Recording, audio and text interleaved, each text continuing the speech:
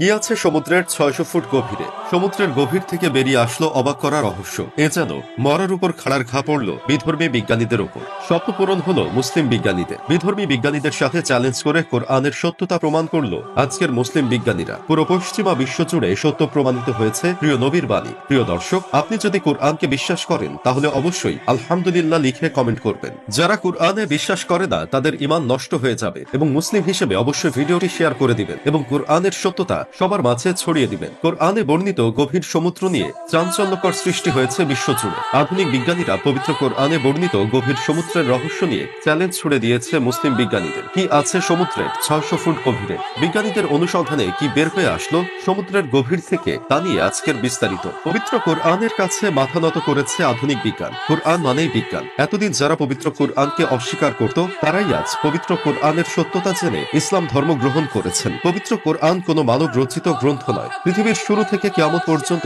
যা কিছু আছে সবকিছুই বর্ণিত রয়েছে পবিত্র কোরআনে। ইতিমধ্যে একদল বিধর্মী গবেষক অভিযান চালিয়েছে সমুদ্রের ৬০০ ফিট গভীরে। আহমেদ নামে একজন মিশরীয় ২০১৪ সালে লোহিত সাগরের ৩৩২ মিটার পৌঁছে গিয়ে বিশ্ব রেকর্ড করেছেন। এই রেকর্ড ভাঙতে গিয়ে মৃত্যু হয়েছে বহু ডুবুরির। কারণ গভীর সমুদ্রের চাপ এত বেশি যে সেই চাপে মানব দেহ চূর্ণ বিচূর্ণ হয়ে যায়। সমুদ্র দেখার আগ্রহ আমাদের কখনো শেষ হয় না। সমুদ্রের পাশে দাঁড়িয়ে মনে হয় বিস্ময় আর রহস্য ঘেরা একটা জগৎ আমার সামনে, অথচ আমি এর পুরোটা দেখতে পারছি না। যেখানে আগ্রহ আর রহস্য সেখানেই প্রশ্ন, কৌতূহল আর বিজ্ঞানীদের আনাগোনা। গভীর সমুদ্রের অজানা এই জগৎকে জানাতে দুঃসাহসী অভিযান করে চলেছে বিজ্ঞানীরা। সমুদ্রের সবচেয়ে গভীরে যে জায়গার নাম হচ্ছে চ্যালেঞ্জার ডিপ, প্রশান্ত মহাসাগরের মারিয়ানা ট্রেঞ্জের একটা অংশ।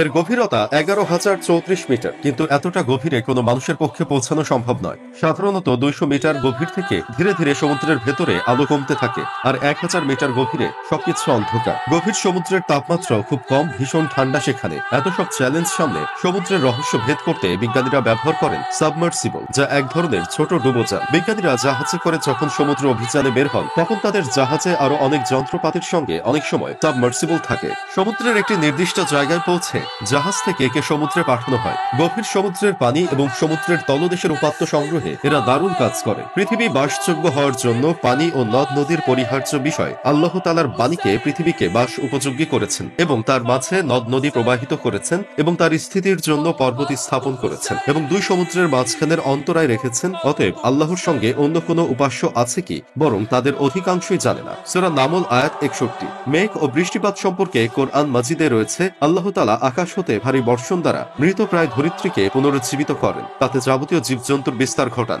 এতেও বায়ুর দিক পরিবর্তনে এবং আকাশ পৃথিবীর মধ্যে নিয়ন্ত্রিত মেঘমালায় জ্ঞান বিজ্ঞান জাতির জন্য নিদর্শন রয়েছে। সূরা বাকারা আয়াত নাম্বার ১৬৪।